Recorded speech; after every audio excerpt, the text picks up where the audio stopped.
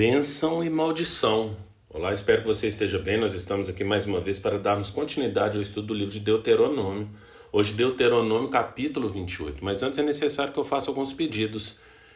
E o primeiro pedido é para que você não apenas curta, mas compartilhe esse estudo com outras pessoas para que outras pessoas venham ser abençoadas. Outro pedido é para que você nos siga nas redes sociais, porque através das redes sociais da igreja você terá acesso à agenda da semana. E nela você poderá conferir os dias, horários e temas dos estudos que nós disponibilizamos ali na igreja. Portanto, venha participar, porque certamente você vai adquirir mais conhecimento da palavra do Senhor. E outro pedido é para que você leia todo o capítulo, no caso hoje o capítulo 28.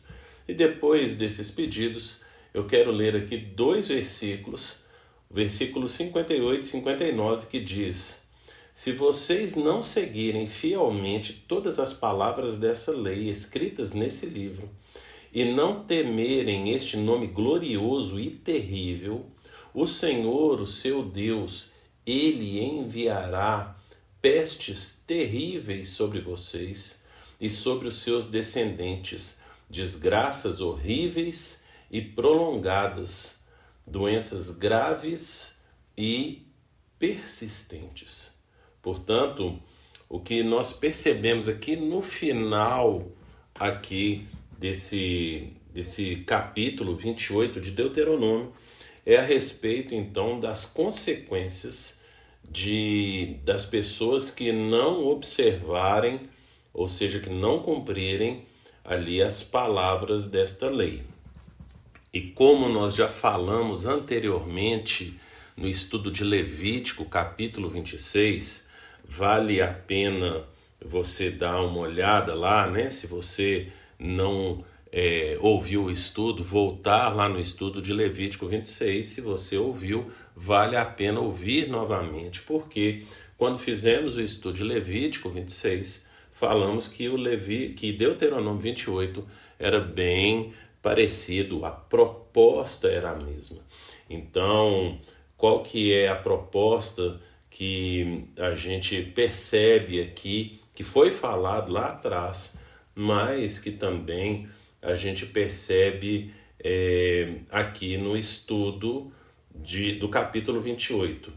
Era costume do pessoal dessa região, na época, fazer então acordos, e portanto a gente percebe que as maldições são maiores do que as bênçãos, para fazer com que a pessoa se sinta ali obrigada a cumprir o acordo que foi proposto. Do contrário, vem tantas maldições. Então as bênçãos são algumas, mas as maldições são muito maiores, justamente para inibir a pessoa, no caso dela querer desfazer esse acordo que foi feito. E, portanto, a gente percebe aqui que é um acordo que está sendo feito entre o povo do Senhor, o povo de Israel, e o próprio Deus.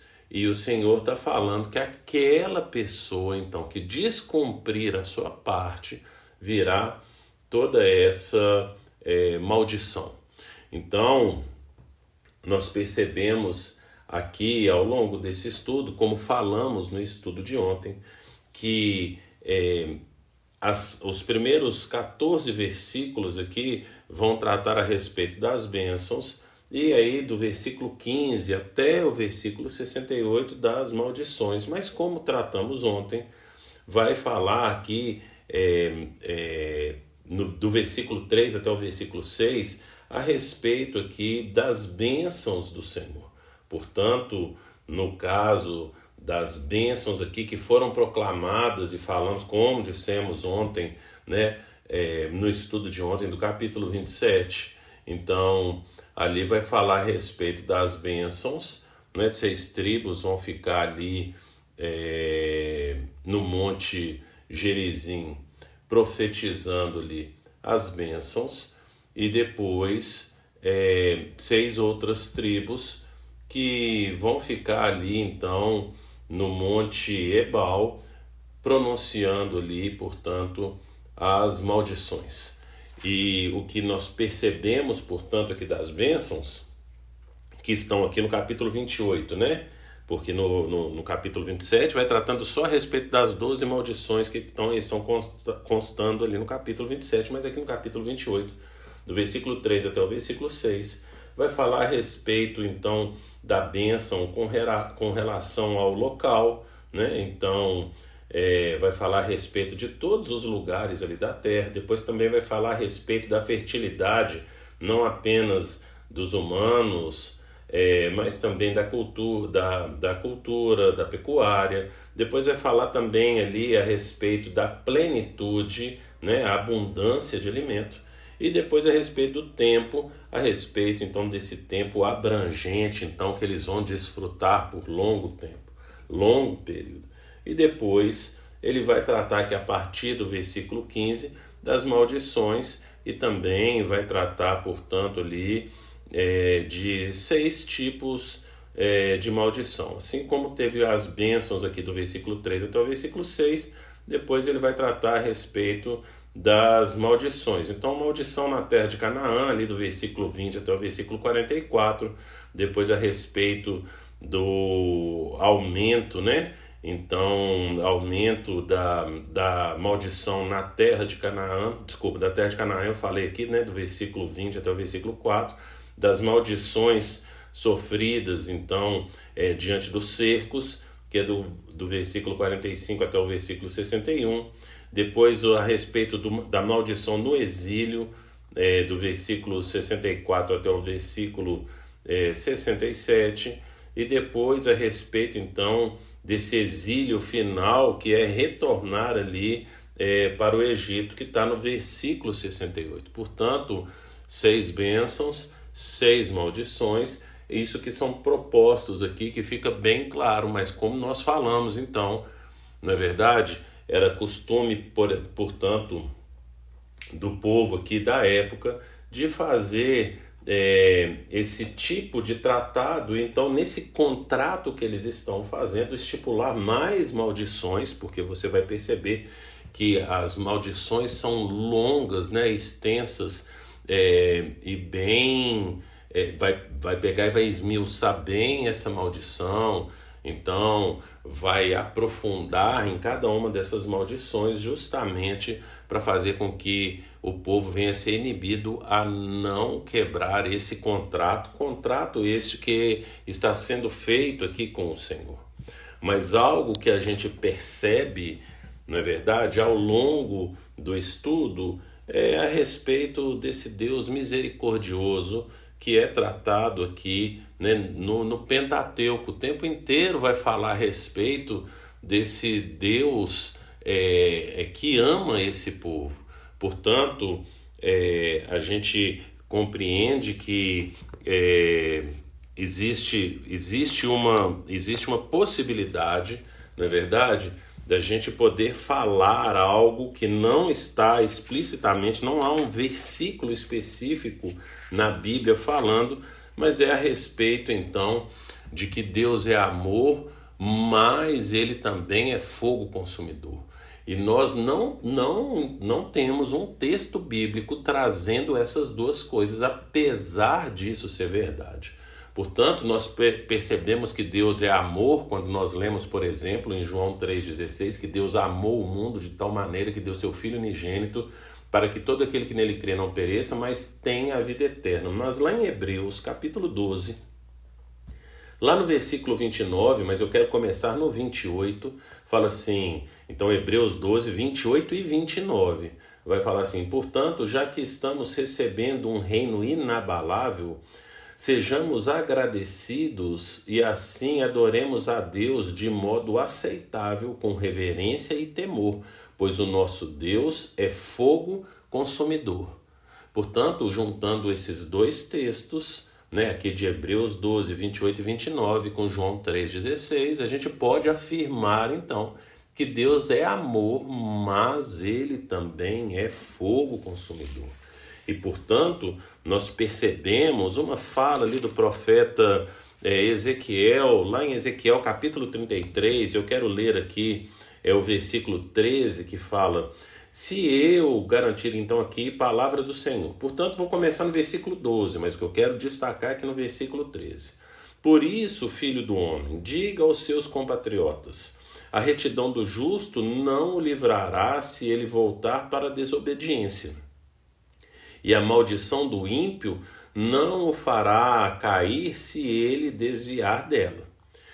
E se o justo pecar, não viverá por causa da sua justiça. Versículo 13. Se eu garantir ao justo que ele irá viver, mas ele, confiando em sua justiça, fizer o mal de suas ações justas, nada será lembrado, ele morrerá por causa do mal que fez.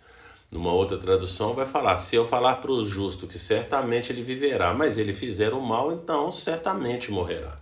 Portanto, é essa proposta que está acontecendo aqui no capítulo 28. Porque o Senhor está prometendo a terra prometida, está falando que vai dar essa terra para esse povo, como de fato o fez. Mas aqui ele também vai falando a respeito das consequências da desobediência. E como tratamos ontem, no capítulo de ontem, capítulo 27, nós falamos a respeito de que é impossível para o homem ele cumprir os mandamentos, cumprir esse acordo. Por quê? O apóstolo Paulo fala em Romanos 3:23 que todos pecaram e destituídos estão da glória de Deus. E no capítulo 6, versículo 23, o apóstolo Paulo fala que o salário do pecado é a morte, mas o dom gratuito de Deus é a vida. Portanto, nós percebemos que a salvação é pela graça, como o apóstolo Paulo fala lá em Efésios capítulo 2, versículo 8 e 9. A salvação é pela graça, por meio da fé, e isso não vem de vós, é um dom de Deus, é um presente de Deus, e não é por obras para que ninguém se glorie. Portanto, nós percebemos ao olhar para toda essa história que pegamos aqui, né, desde o início de Gênesis. Então estudamos Gênesis, Êxodo, Levítico, Número e agora Deuteronômio. Nós percebemos que o tempo inteiro é a graça de Deus. A forma como Deus salvava no Antigo Testamento é a mesma forma como ele salva no Novo Testamento. Então a salvação sempre foi pela graça. Por quê? Porque nós não conseguimos cumprir aqui a nossa parte no trato. Portanto, quem vai cumprir essa parte no trato por nós é Jesus Cristo, o nosso representante. Por isso, nós temos então plena confiança em Jesus. Nós somos salvos pela graça, e não é por nada do que nós fizemos, mas por tudo que Jesus fez por nós ali na cruz do Calvário. E como nós sempre fazemos, ao fim de cada um dos estudos, nós fazemos algumas perguntas para refletirmos. E nós temos sido verdadeiramente agradecidos ao Senhor pelo sacrifício de Jesus ali na cruz do Calvário. O salmista fala lá no Salmo 116, versículo 12, que darei ao Senhor por toda a sua bondade para comigo. Não tem como nós retribuirmos ao Senhor a bondade dele através do sacrifício de Jesus na cruz do Calvário. Então, o que temos feito para demonstrar gratidão ao Senhor? Somos verdadeiramente gratos ao Senhor por tudo que ele fez por nós, começando pelo bem maior, que é a vida eterna, e que nós só temos vida eterna por causa do sacrifício de Jesus na cruz do Calvário? Pense nisso e que o Senhor te abençoe.